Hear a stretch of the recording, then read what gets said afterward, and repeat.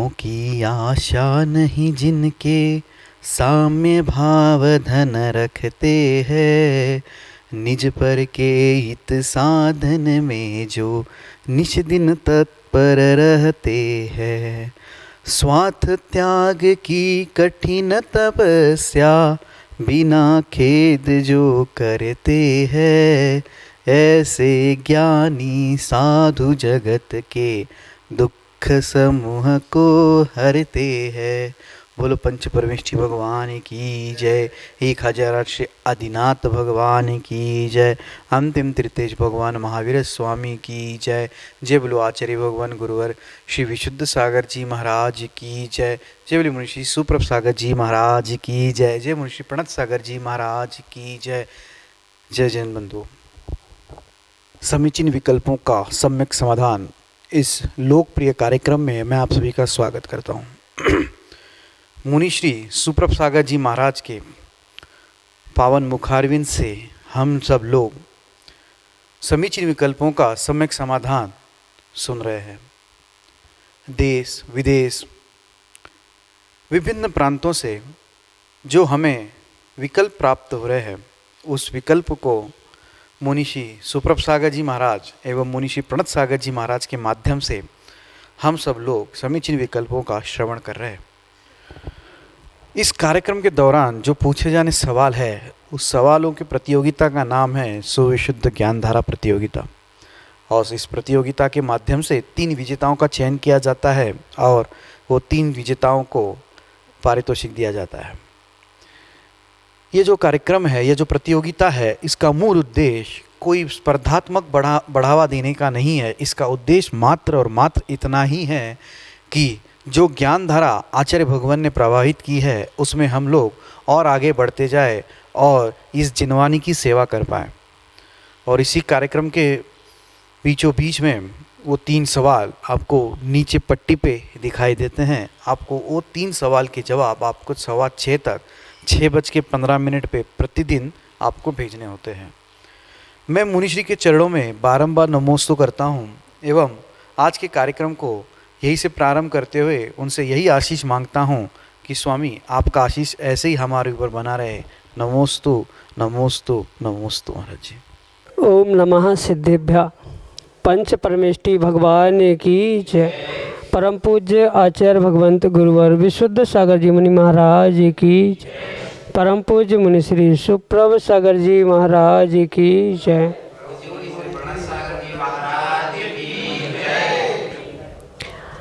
समीचीन विकल्पों का सम्यक समाधान। सम्यक ज्ञान की एक ऐसी अनूठी विधा हम सबको प्राप्त हो रही है, जिसके माध्यम से हम प्रतिदिन अपने मन में उठने वाले उन अनेकानेक समीचीन विकल्पों का सम्यक समाधान एक निर्ग्रंथ गुरु के मुखारबिंद से प्राप्त कर रहे हैं। और निर्ग्रंथ गुरु के मुखारबिंद से प्राप्त हुआ वह समाधान निश्चित ही सम्यक को प्राप्त कराने वाला होगा और उस सम्यक समाधान के माध्यम से हम अपने कल्याण का मार्ग अवश्य ही प्राप्त करेंगे। प्रारंभ करते हैं आज का सम्यक समाधान। और आज का पहला विकल्प आष्टा मध्य प्रदेश से डॉक्टर मगन जैन, श्रीमती चंदा जैन, परम पूज्य मुनिश्री के चरणों में सपरिवार कोटि कोटि नमोस्तु निवेदित करते हुए अपना समीचीन विकल्प रख रहे हैं कि महाराज जी सम्यक आजीविका उपार्जन हेतु किस प्रकार का पुरुषार्थ करना चाहिए। हमारे समीचीन विकल्प का सम्यक समाधान करने की अनुकंपा करें। नमोस्तु महाराज जी नमोस्तु। ओम नमः सिद्धम। परम पूज्य आचार्य भगवान गुरुवर विशुद्ध सागर जी महाराज के मुनिश्री सुप्रभ सागर जी महाराज की जय। मुनिश्री प्रणत सागर जी महाराज की जय।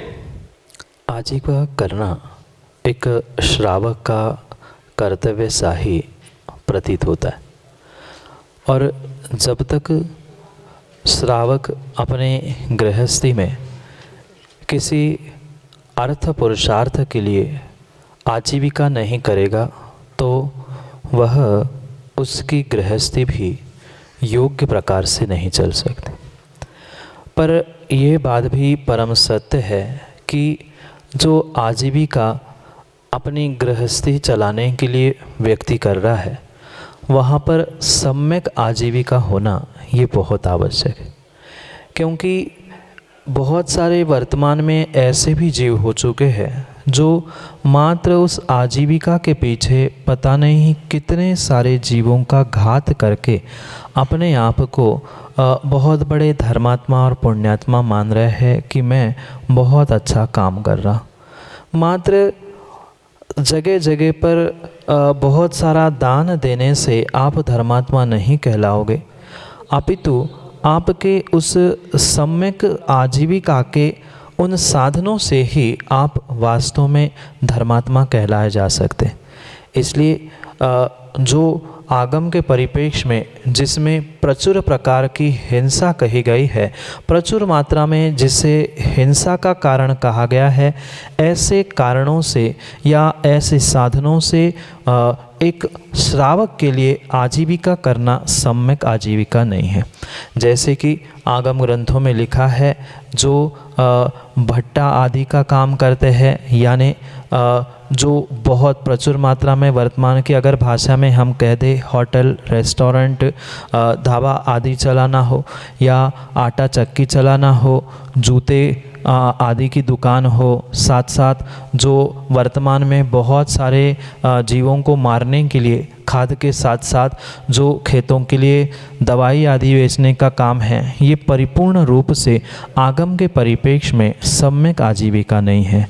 साथ साथ ये बात भी डॉक्टर साहब हम अवश्य ध्यान रखें कि भले ही हम व्यवसाय डॉक्टरी का कर रहे हैं या व्यवसाय हमारा किसी वकील, जज आदि का भी क्यों ना हो, उस आजीविका के साथ साथ हम ये उस व्यक्ति को ये अवश्य कार्य करना चाहिए कि मात्र और मात्र उतने से उनकी आजीविका ना चले, उसके साथ साथ कुछ होना आवश्यक है, जिसके कारण से अगर डॉक्टर बने हैं और उसी से घर चल रहा है, वकील उसी से घर चल रहा है, तो कहीं ना कहीं भीतर उनके संक्लेशित परिणाम होंगे कि कोई बीमार पड़े, कोई किसी प्रकार से कहीं लड़ाई हो, तब मेरा काम बने, तब मुझे पैसे हो। ये भी आगम के परिप्रेक्ष्य में सम्यक आजीविका नहीं है। साथ साथ आचार्य भगवंत ये भी कहते हैं कि जो शास्त्र जीवी और शस्त्र जीवी होते हैं, उन जीवों को भी आचार्य भगवंत सम्यक आजीविका से अर्थार्जन करने वाले नहीं ग्रहण करते। इस परिप्रेक्ष्य में हम यही सम्यक निर्णय करें कि जिसके द्वारा कम से कम हिंसा हो, वही उत्कृष्ट कार्य एक श्रावक को करने योग्य है। उसके अलावा जहाँ प्रचुर मात्रा में जीवों की हिंसा हो रही हो, चाहे अग्नि जलाने से हो या बहुत बड़े बड़े ट्रक, बहुत बड़े बड़ी फैक्ट्रियाँ, ये जितना भी बड़ा काम भले ही शुरू में दिखता है, पर वास्तव में एक श्रावक के लिए ये सम्यक आजीविका नहीं है। क्योंकि जो इन आजीविकाओं से चंद दिनों में बड़ा होता हुआ दिख जाता है, वह कुछ ही वर्षों में पुनः साफ होते हुए भी देखा जाता है। इसलिए सम्यक आजीविका वही है जो परिपूर्ण रूप से हिंसा से रहित हो, और हिंसा से रहित तो 100% कहीं आजीविका हो ही नहीं सकती, पर फिर भी कम से कम जिसमें हिंसा हो, ऐसे कार्य ही एक जैन श्रावक को अपने सम्यक आजीविका के लिए करना होगा, और उनका वही साधन उनके लिए सम्यक आजीविका कहा है। यही आपके लिए सम्यक समाधान। पंडित संतोष जी अमृत, ललितपुर, उत्तर प्रदेश से अगले समीचीन विकल्प के लिए हमारे सामने हैं। पूज्य मुनि श्री के श्री चरणों में हमारा और हमारे परिवार की ओर से नमोस्तु नमोस्तु नमोस्तु। पूज्य मुनि श्री, हमारा समीचीन विकल्प है कि जो धर्म है, उस धर्म की वास्तविक परिभाषा क्या है, और आचार्य समंत्रभद्र स्वामी ने रत्नगण श्रावकाचार्य की पहली गाथा में जो समीचीन धर्म का वर्णन किया है, उसको कृपया आप समझाने की कृपा करें। यही हमारा समीचीन विकल्प है। नमोस्तु महाराज जी, नमोस्तु नमोस्तु। वत्तु स्वभावो धम्मो जीवाणम रक्षणम धम्मो ऋणतयम च धम्मो चारित्रम खलु धम्मो समाधि दसवियो धम्मो। इस प्रकार से धर्म की अनेक प्रकार से आचार्य भगवान ने परिभाषा की है। जहाँ पर जिस धर्म की अपेक्षा या जिस प्रकार की व्यवस्था होगी वहाँ पर उस धर्म को समझना आवश्यक होगा। जब एक श्रावक है जो परिपूर्ण रूप से हिंसा में रचा पचा है, एक व्यक्ति कह दो, जीव कह दो जो हिंसा में रचा पचा है, उसको उस हिंसा से हटाकर अहिंसा में लगाने के लिए उसके लिए कहा जाएगा कि जीवों की रक्षा करना ही वास्तव में धर्म है। जिन्होंने उस अहिंसा धर्म को जाना है, पहचाना है और जो अपने आत्म कल्याण की भावना रखते हैं उनके लिए कहा जाएगा चारित्रम खलु धम्मो। उसके लिए चारित्र ही धर्म कहा गया है। उनके लिए ऋणत्तम खलु धर्मो यानी रत्नत्रय को भी धर्म कहा जाएगा, क्योंकि जैसे भले ही दवाई पंडित जी एक ही हो पर सामने वाले की यानी पेशेंट की उम्र देखकर दवाई का डोज बदला जाता है, कंपनी बदली जाती है। बिल्कुल आचार्य भगवंतों ने धर्म के साथ भी, धर्म के व्याख्यान के साथ भी यही व्यवस्था बताई दी है। जिनको धर्म के बारे में ही नहीं पता है, ऐसे उन सामान्य हिंसा करने वाले व्यक्ति के लिए सबसे पहले जीवों की रक्षा करने वाला अहिंसा धर्म ही बताया गया है। जिसने उस थोड़ा सा स्वाध्याय किया है या करने में जिनकी रुचि है, रत्नत्रय को प्राप्त कर चुके हैं, उनके लिए कहा जाएगा वत्थु स्वभावो धम्मो। जो वस्तु का स्वभाव है वही धर्म है। जो अणुव्रति है वह एक देश जिसने चारित्र भी धारण कर लिया है उसको यही कहा जाएगा कि जो 10 प्रकार के धर्म, उत्तम क्षमा, उत्तम मार्दव, आर्जव, शौच आदि जो 10 प्रकार के धर्म निर्ग्रंथ मुनिराजों की अपेक्षा से हुआ करते हैं, वास्तव में वही उनके लिए भी धर्म कहे गए हैं। और इसी प्रकार से जैसे अवस्था विशेष या व्यक्ति की शक्ति विशेष, उसका क्षयोक्षम विशेष समझने के साथ साथ ही उसके विषय में आचार्य भगवंतों ने धर्म का अनेक प्रकार से कथन किया। क्योंकि जो अग्नि की उष्णता है वह भी उसका धर्म है। हमारा ज्ञान दर्शन जो जीव का लक्षण है वह जीव का धर्म कहा गया है। पर ये अगर आप किसी हिंसा करने वाले व्यक्ति से कह दो कि वह हमारा ज्ञान दर्शन धर्म है तो आपको वो बेवकूफ़ ठहराएगा। इसी प्रकार से जैसे आगम ग्रंथों में आशीर्वाद देने की भी बहुत सारी विधाएं बताई गई है या उपदेश देने के लिए भी अनेक प्रकार का मार्गदर्शन किया गया है। सामने वाला वक्ता श्रोता कैसा है उसे देखकर ही उपदेश देने की व्याख्या है।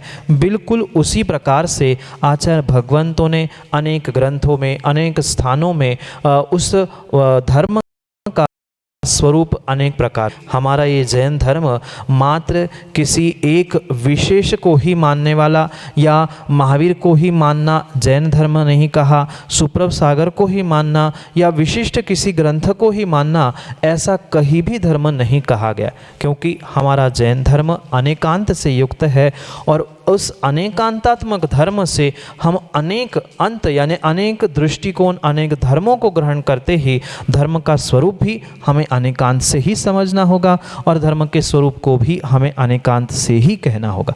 अगर एकांत से हम मात्र अहिंसा को, रत्नत्रय को, चारित्र को, 10 प्रकार के धर्मों को या किसी अन्य वस्तु स्वभाव को भी धर्म कहेंगे तो वह सर्वांगीण धर्म की परिभाषा नहीं हो सकती।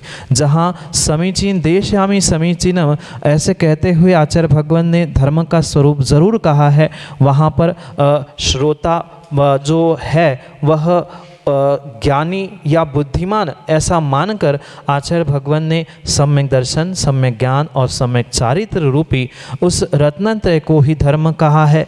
साथ साथ पुनः आगे उस चारित्र का विस्तार से व्याख्यान करते हुए ये सभी हमें परिस्थिति, श्रोता जैसे पेशेंट की अवस्था, उसकी उम्र, सब कुछ देखकर डॉक्टर दवाई का निर्णय करता है। बिल्कुल ऐसे ही अनेकांतात्मक हमारे जैन दर्शन के भी विषय में हमें यही निर्णय करना होगा कि सामने वाला कौन, कैसा, किस अवस्था में है, किस स्थिति में है, क्या उम्र है, क्या उसकी बुद्धि है, क्या उसका चारित्र है। इन सभी को पहलुओं को समझ के ही उस धर्म का स्वरूप सच्चा बताया जा सकता है, क्योंकि अनेकांतात्मक धर्म अनेक जीवों की अपेक्षा से, अनेक स्थानों की अपेक्षा से भिन्न भिन्न हुआ करता है। जिसने कभी पूजा पाठ नहीं सीखा है उसे व्यवहार से कहा जाएगा कि पूजा पाठ करना धर्म है। जो 50 वर्षों से आप जैसे जीव धर्म कर रहे हैं, पूजा पाठ कर रहे हैं, उनको कहा जाएगा कि भाई थोड़ा स्वाध्याय करना धर्म है। स्वाध्याय कर रहा है जो बहुत ज्ञानी पंडित बन चुका है,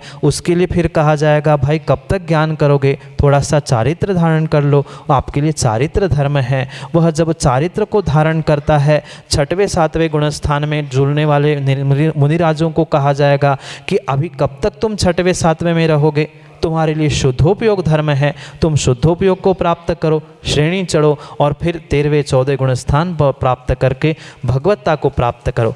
इस अपेक्षा और अनेकांत से ही हमें धर्म की व्याख्या को समझना होगा।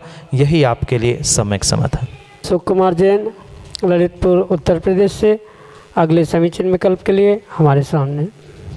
द्वय के चरणों में हमारा एवं हमारे परिवार का कोट कोट नमोस्तु नमोस्तु नमोस्तु।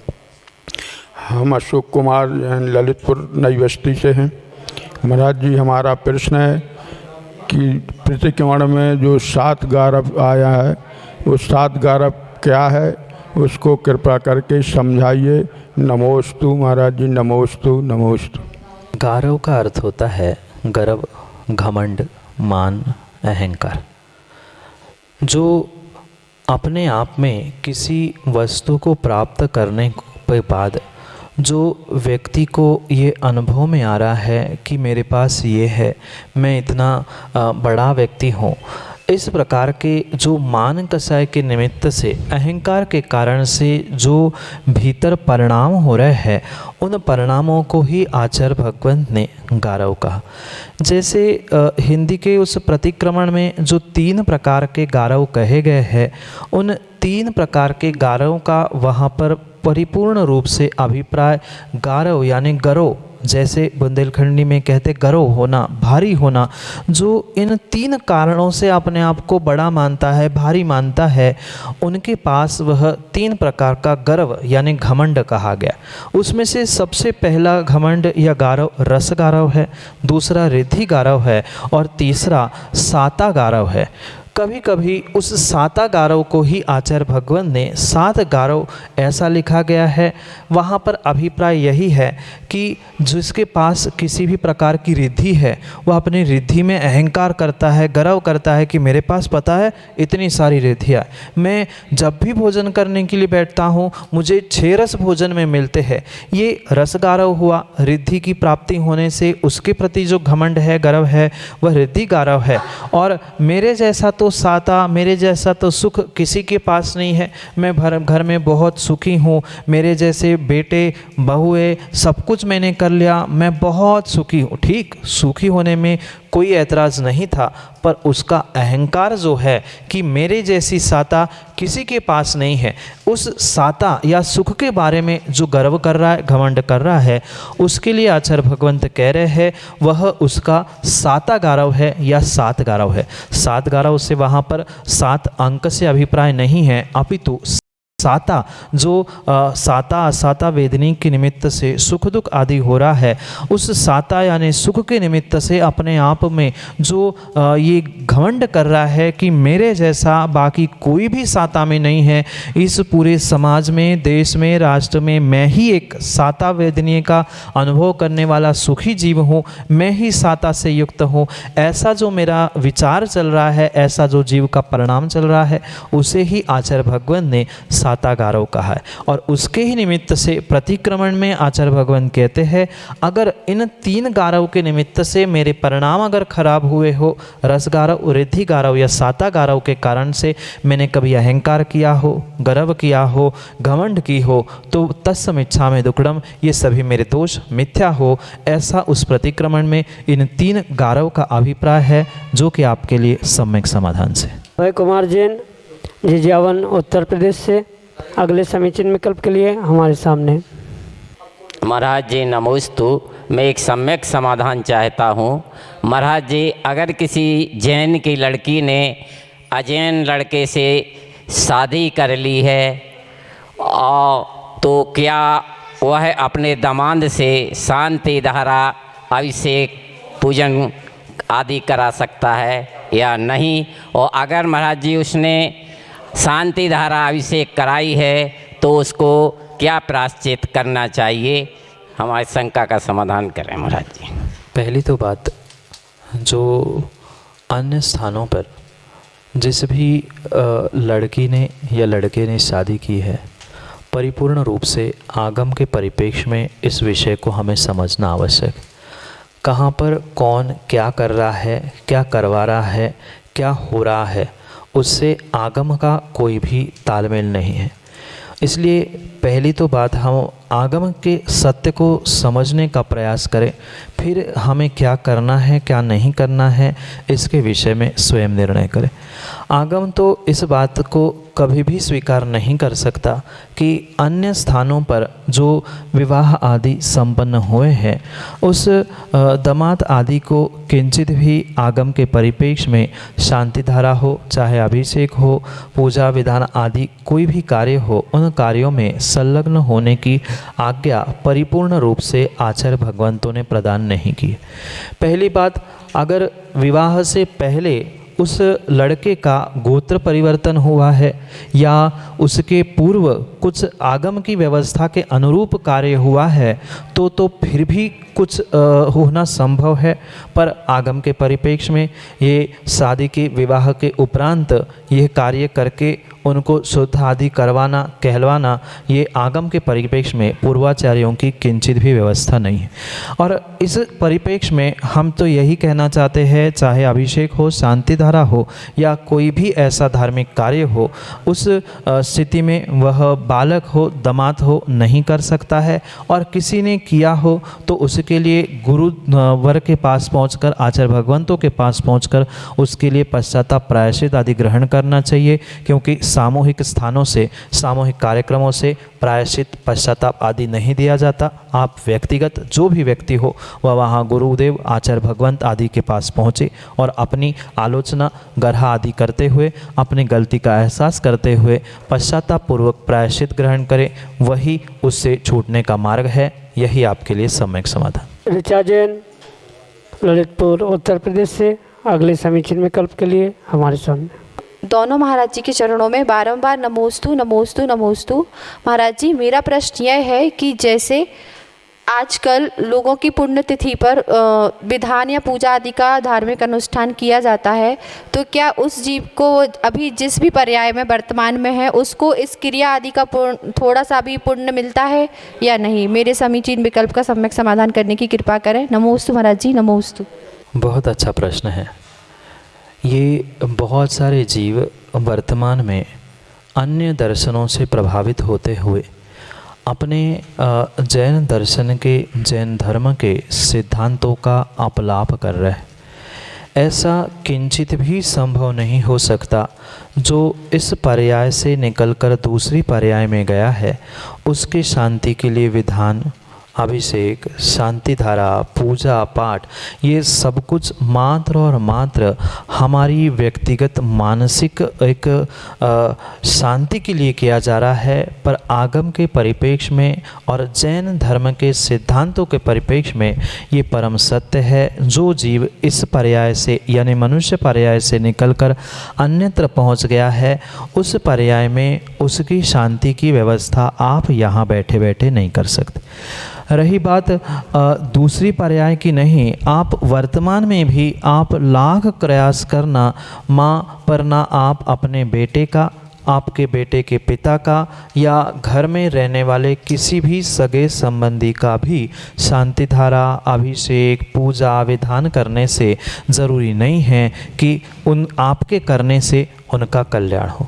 जीव का व्यक्तिगत जैसा कर्म का तीव्र, मंद, मध्यम अंशों में कर्मों का उदय रहेगा, बिल्कुल उसके परिणाम, परिणति और गति, मति बिल्कुल वैसी होगी जैसे ही जीव ने कर्मों का आश्रय बंध किया है। ऐसा कतई ही संभव नहीं है कि आप 24 घंटे भगवान की पूजा करते रहो और आपके बेटे के पिता को 24 घंटे शांति मिले, या वो 24 घंटे भोजन करेंगे तो क्या माँ आपका पेट भर सकता है? या आज आपने किसी का नाम लेकर जो जिसकी पुण्यतिथि मना रहे हो उसके नाम का लड्डू आप खाओगे तो क्या उनको उस पर्याय में कभी मिठास महसूस हो सकती है? नहीं हो सकती।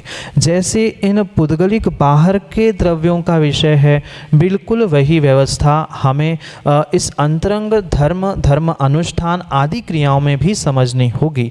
आपकी पूजा करने से वर्तमान में जो हमारे साथ रहने वाले जीव है, ज़रूरी नहीं है कि उनको सुख शांति का वेदन हो। जो जिसको जैसा कर्म का उदय जिसके साथ चल रहा है उसके साथ वैसा ही कार्य घटित होगा। आपने पूजा की है और पूर्ण रूप से शुभ भावों से की है, संक्लिष्टता से रहित होकर विशुद्ध परिणामों से की है, तो उसका फल आपको ही मिलेगा, पूरे परिवार को मिले ज़रूरी नहीं है। उसमें अगर कथनचित किंचित उनकी अनुमोदना थी, वह कृत कारित अनुमोदना से आपके उस अनुष्ठान में संलग्न थे, तो वर्तमान के जीवों को तो फिर भी कुछ अंश उस पूजा पाठ विधान अभिषेक शांति धारा का फिर भी संभव है, पर जिसकी पर्याय निकल चुकी है, यानी अगली पर्याय में पहुंचा हुआ जीव जिसके निमित्त से वर्तमान में आप पुण्यतिथि कर रहे हो, उसका फल उसे किंचित भी नहीं लगेगा। वर्तमान में जीव जो है उनको तो फिर भी लगने की संभावना है, पर जिसकी मृत्यु हो चुकी है, जिसके निमित्त से आप पुण्यतिथि मना रहे हो, ये किंचित भी उस फल का पुण्य का भागी हो ही नहीं सकता। जिसने जैसा किया है उसको ही वैसा फल भोगने मिलेगा, एक का फल दूसरे को नहीं मिलेगा। अगर ये हम नहीं मानेंगे तो हमारे जैन दर्शन की जो वस्तु व्यवस्था आगम में आचार्य भगवंतों ने बताई है, प्रत्येक द्रव्य की प्रत्येक कण की जो स्वतंत्रता का सिद्धांत हमारे आगम का है वह परिपूर्ण रूप से खंडित हो जाएगा। एक द्रव्य दूसरे द्रव्य का उपादान दृष्टि से कुछ भी नहीं करता, भले ही निमित्त दृष्टि हो, पर निमित्त तभी होगा जब नैमित्तिक सामने होगा। नैमित्तिक कहीं हो और निमित्त किंचित भी कार्यकारी नहीं हो सकता है। इसलिए वर्तमान में की जाने वाली किसी के पुण्यतिथि के निमित्त से विधान पूजा अभिषेक शांति धारा आपके लिए विशुद्ध भाव है और तो फलीभूत होगी, पर दूसरी पर्याय में पहुँचे हुए जीव के लिए उसका कोई भी फल प्राप्त नहीं होगा। यही आपके लिए सम्यक समाधान। श्रीमती चंद्रलता जैन, ललितपुर, उत्तर प्रदेश से अगले समीचीन विकल्प के लिए हमारे सामने। दोनों महाराज जियों के चरणों में नमोस्तु नमोस्तु नमोस्तु। मैं चंद्रलता जैन, ललितपुर से।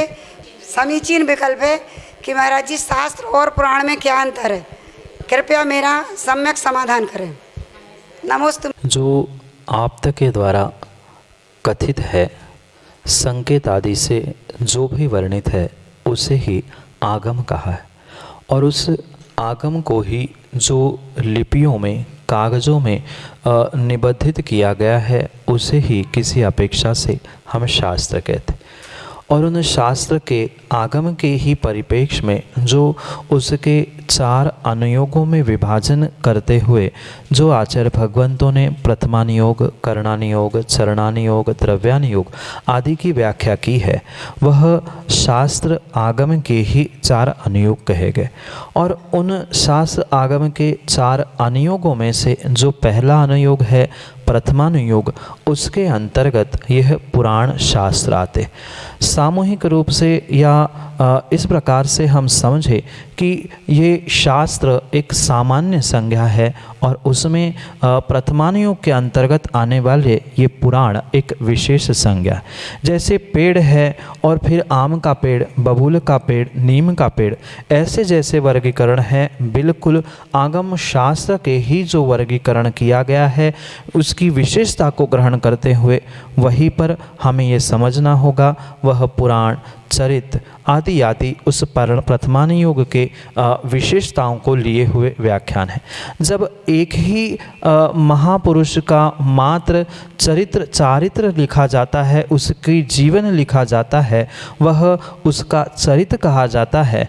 और उसी महापुरुष या सलाहका पुरुषों के निमित्त से जो उनके संदर्भित सभी जीवों का वर्णन किया जाता है, उनकी स्थिति काल, द्रव्य, क्षेत्र आदि का परिपूर्ण रूप से उस विशेष महापुरुष या शलाका पुरुष के निमित्त से जब कथन किया जाता है उसको ही पुराण कहा जाता है। यानी जो महान पुरुष हुए, महापुरुष हुए, उन महापुरुषों के गुणों का बखान, स्तुति आदि करते हुए जो विस्तार से उनके विषय में लिखा गया है और साथ साथ अन्य भी उनके साथ आगे पीछे जितने भी जीव संदर्भित थे उन सबका इतिहास, सबका वर्णन जिन ग्रंथों में, जिन शास्त्रों में, जिन आगम में, जिन जिनवाणी में प्राप्त होता है उन्हीं को आचार्य भगवंत परिपूर्ण रूप से पुराण कहते हैं। समझने जैसी बात मात्र इतनी ही है कि सामान्य रूप से वह शास्त्र है और उसी सामान्य में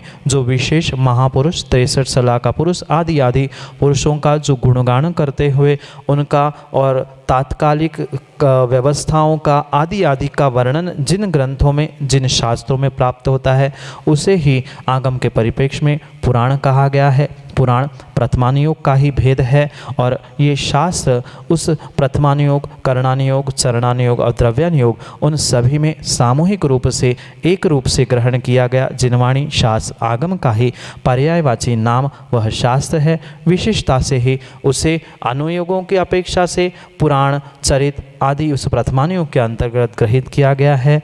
यही आपके लिए सम्यक समाधान। जय जन बंधु, आप हम सभी देख रहे थे इस समीचीन विकल्पों का सम्यक समाधान इस कार्यक्रम को।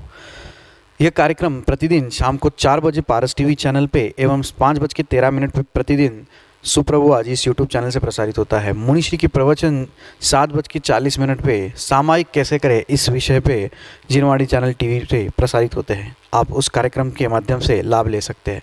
अगर आप इस कार्यक्रम से जुड़ना चाहते हो, अगर आप इस कार्यक्रम से जुड़े हुए सवाल या अपने मन में उठने वाले विकल्पों को शांत करना चाहते हो तो जो हमारा व्हाट्सएप का नंबर है 8707548811, इस पे अपने समीचीन विकल्प जरूर भेजें। समीचीन विकल्प आप ऑडियो मैसेज या टेक्स्ट मैसेज के माध्यम से हम तक पहुंचा सकते हो। हमारा ईमेल आईडी है samyak.samadhan@gmail.com। आप उस पर भी हमसे कांटेक्ट करके अपना समीचीन विकल्प हम तक भेज सकते हो। अगर आप घर बैठे अपने संपत्ति को सदुपयोग करना चाहते हो, अगर यह संपत्ति में दान करना चाहते हो, ज्ञान दान में देना चाहते हो, तो आप हमसे ज़रूर संपर्क करें, क्योंकि मुनिश्री के प्रवचन एवं मुनिश्री के जो यह सम्यक समाधान कार्यक्रम आता है इसके पुण्यार्जक बन के आप पुण्य का लाभ ले सकते हैं घर बैठे बैठे। तो चलो चलते हैं, आज के इस कार्यक्रम को, आज की इस बेला को यहीं पे समाप्त करते हैं। और एक चीज़ और बताते हैं, सुप्रभु चैनल पे आप अपना सब्सक्रिप्शन जरूर दे दीजिए, सब्सक्राइब करिए सुप्रभु चैनल पे एवं उसको लाइक ज़रूर करिए, ताकि आपको हर बार जो भी अपलोड होता है उसका आपको नोटिफिकेशन आए। सुविशुद्ध ज्ञान धारा इस प्रतियोगिता के विनर जो होते शाम को 6:45 पे आचार्य भक्ति इस कार्यक्रम का लाइव प्रसारण यूट्यूब चैनल से होता है। उसके बीचों बीच में आपको उसके जो विजेता है, लकी विजेता है, उनका नाम घोषित किया जाता है। तो चलो चलते हैं, मुनिश्री के चरणों में नमोस्तु करते हुए इस कार्यक्रम को यहीं पे समाप्त करते हैं। नमोस्तु नमोस्तु नमोस्तु।